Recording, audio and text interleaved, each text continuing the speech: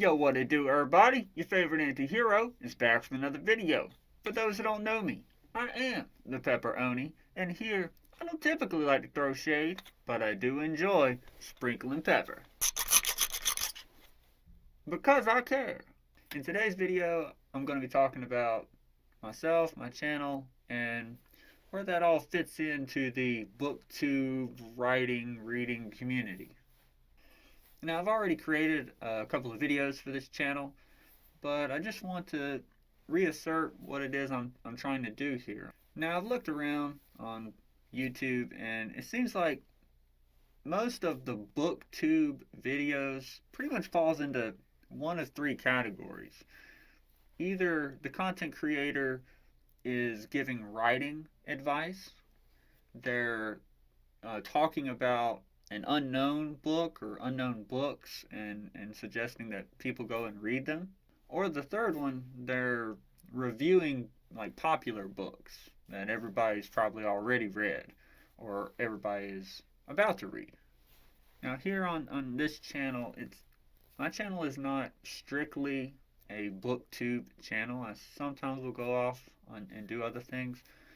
However, the majority of the content on this channel is BookTube content. In regards to those three categories, my BookTube videos, I really try to hit all three of those points in my own way. You see, instead of telling you that you as a writer should not do blank, I show you why you shouldn't do blank. This is my standard routine. I scroll through Twitter and I find book ads by self-published authors that you all have never heard of. I then buy those books to put some money in the pockets of those authors. I make 2 YouTube videos about their book here on this channel. I share those videos on my Twitter page. I tell my viewers to go to Amazon and to buy the book themselves. And I encourage those readers to go to the Amazon page for that book after they've bought it and to leave reviews for the book. However, after my book review video, the second video is a book roast. My review videos are filled with me throwing shade, and then my roast videos are filled with me sprinkling pepper. I'd imagine that my roast videos are horrible for an author to sit through. You see, the fact is, I don't pull any punches. Even if I have a personal friendship with an author on Twitter. In fact, I've actually noticed that I'm crueler and more thorough with my critiques if I actually like the author. So basically, if I like you, I'm going to be really harsh. And by the way, every book that I read, I write in. I cannot read a book without an ink pen in my hand. Every book that I read, review, and roast is smack full of ink pen. I call out inconsistencies, plot holes, structure flaws, narrative issues, word and phrase repetition, just nonsensical elements, and I'll even point out like minor grammatical issues just for laughs sometimes. The author Alexa Dunn said in one of her videos on her channel that if you're going to be a writer, you have to write your first book. And the harsh reality is that first book is probably going to suck. It's true. However, some authors never get the necessary criticism they need to learn from, and thus they continue to make those petty mistakes in future projects. This is why I sprinkle pepper. I speak harsh truths that people need to hear. so that the individual author that I'm critiquing can learn, but also, and more importantly, so that other aspiring authors, you the viewers, can also learn. So you can learn from the mistakes of someone else, so that you yourself don't have to make them. I personally have learned a great deal just by analyzing the mistakes of other authors. And now I know to not do those things in my own work. So, where exactly does that allow me to fit in the BookTube community? Well, my goal is to become the anti-hero of the BookTube community. I'm fighting for good, but I'm going to cross those taboo lines. My end will justify my means. I plan to be a divisive character here on YouTube who will be, loved by some and hated by others. But my plan, my hope, is that I will be acknowledged by all of the BookTube community.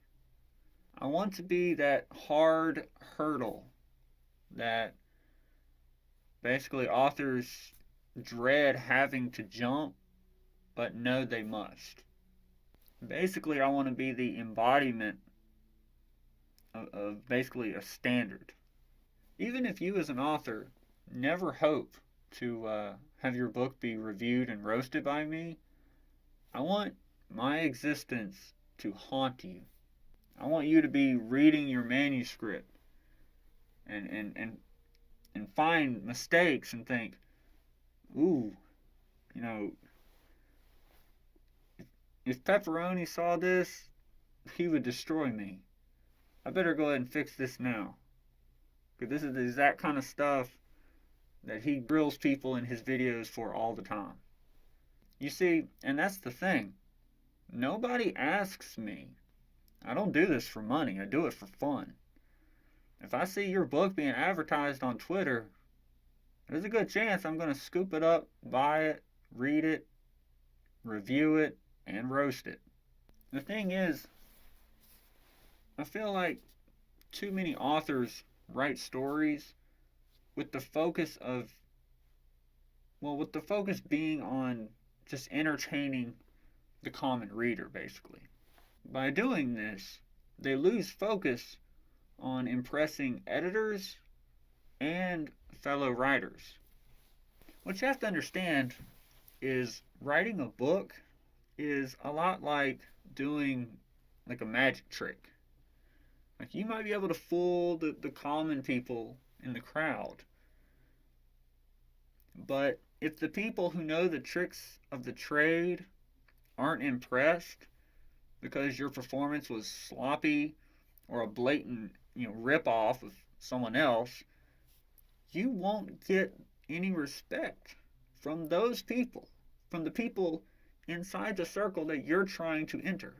This mindset, it transcends to many other fields, to any field of entertainment.